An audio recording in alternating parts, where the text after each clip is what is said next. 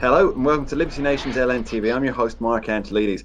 Well, billionaire New England Patriots owner Robert Kraft is back in the news, and not for victories on the field.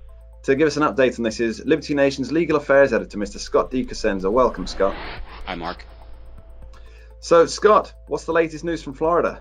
Mark, the news is that prosecutors have indicated that they may elevate the charges significantly from misdemeanors to felonies for Mr. Kraft's January 2019 prostitution arrest.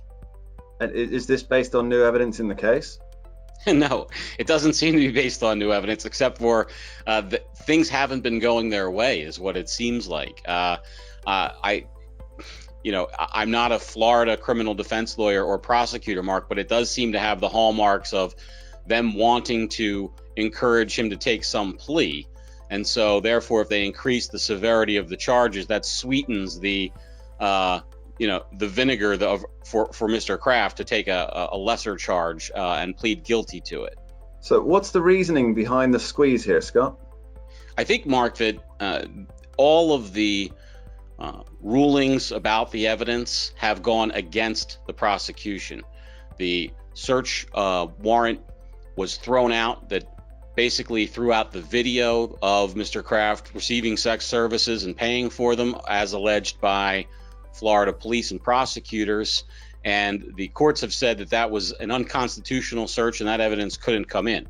The prosecutors are fighting that now, but all those things have gone against them, and they have committed a kind of an amazing amount of resources to this case. So for prosecutors, what happens is if they get some conviction, I think, Mark, they can try to hold their head up high. But if they walk away with bupkis, then why did they spend all this money and all this effort?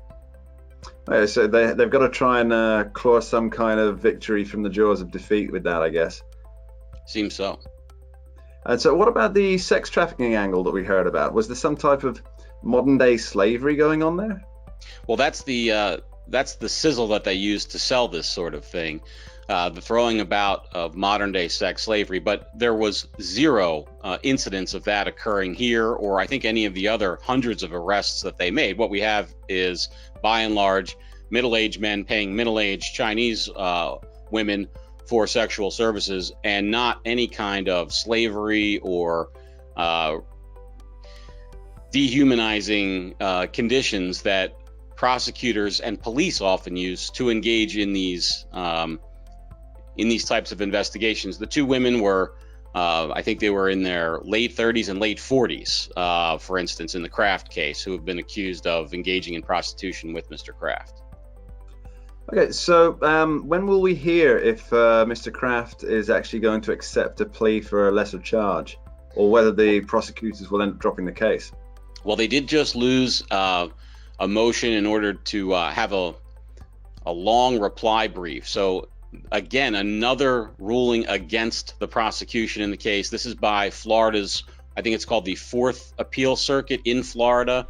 And unless things go their way, it seems unlikely that Mr. Kraft will take that plea. He's already rejected a plea earlier in the year, and everything seems to be breaking his way in terms of the appeals courts. All right. Thank you very much for filling us in on this, Scott. Thanks, Mark.